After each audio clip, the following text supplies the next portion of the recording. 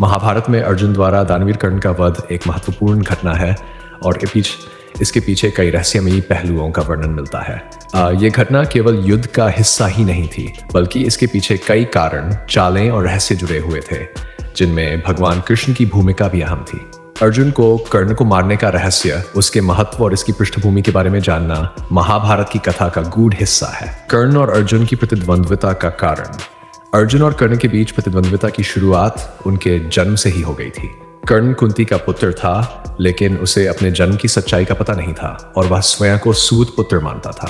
वहीं अर्जुन को पांडवों में एक महान धनुर्धर के रूप में देखा जाता था। कर्ण ने हमेशा अर्जुन को अपना प्रतिद्वंद्वी माना और उसे हराने की इच्छा रखी। इसी प्रतिद्वंद्विता के कारण वह दुर्योधन के पक्ष में शामिल हुआ और उसे अपना परम मित्र बनाया। कर्ण के शक्तिशाली कवच और कुंडल। कर्ण को सूर्यदेव से प्राप्त कवच और कुंडल ने उसे लगभग अजेय बना दिया था। उसे ये कवच और कुंडल जन्म से ही प्राप्त हुए थे और ये उसे किसी भी हथियार से सुरक्षा प्रदान करते थे। इसी कारण अर्जुन के लिए कर्ण को हराना अत्यंत कठिन था। देवताओं और भगवान कृष्ण को भी ज्ञात था कि जब तक कर्ण के पास कवच और कुंडल रहेंगे, तब तक अर्जुन उसे हराने में सक्षम नहीं हो सकेगा।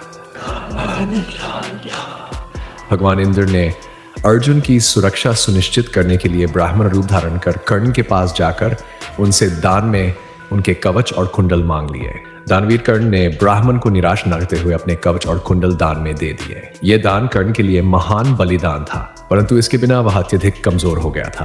कर्ण को शापों का प्रभाव। कर्ण को अपने जीवन में कई शाप प्राप्त हुए जो उसकी मृत्यु का कारण बने। एक बार जब कर्ण ने अपने गुरु परशुराम से शिक्षा ग्रहण की, तब उसे यह सिखाया गया कि वह केवल क्षत्रियों को ही अपनी शिक्षा देंगे, परंतु कर्ण ने स्वयं को ब्राह्मण बताकर उनसे शिक्षा प्राप्त की थी।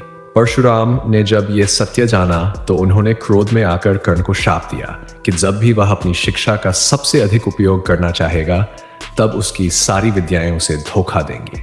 इसके अलावा कर्ण ने एक गाय को गलती से मार दिया था, जिसके कारण एक ब्राह्मण ने उसे शाप दिया कि युद्ध के समय उस कार्त का पहिया की छड़ में फंस जाएगा और वह असहाय हो जाएगा। ये सभी शाप अंततः उसकी मृत्यु का कारण बने। भगवान कृष्ण का मार्गदर्शन। कृष्ण अर्जुन के सारथी थे और उन्हें जान कि कर्ण एक महान योद्धा है। उन्होंने अर्जुन को कर्ण को हराने की रहस्य बताए और उसे यह समझाया कि युद्ध में कर्ण की किसी भी प्रकार की दुर्बलता का लाभ उठाना चाहिए।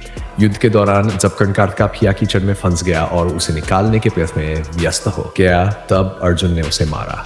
ये क्षण भगवान कृष्ण द्वारा बनाई गई रणनीति का परिणाम था। कृष्ण जानते थे कि अगर कर्ण को एक क्षण का भी मौका मिलेगा तो वह अर्जुन को परास्त कर सकता है। इसलिए उन्होंने अर्जुन को उस समय कर्ण पर प्रहार करने के लिए प्रेरित किया। महाभारत का नीति और धर्म।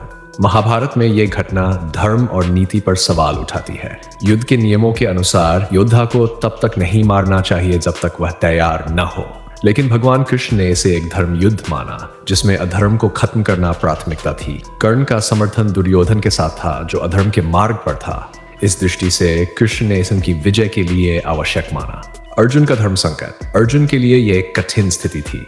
कर्ण के प्रति उसे गहरी प्रतिस्पर्धा और क्रोध तो था, लेकिन साथ ही उसे कर्ण के साहस और दानवीरता का भी सम्मान था।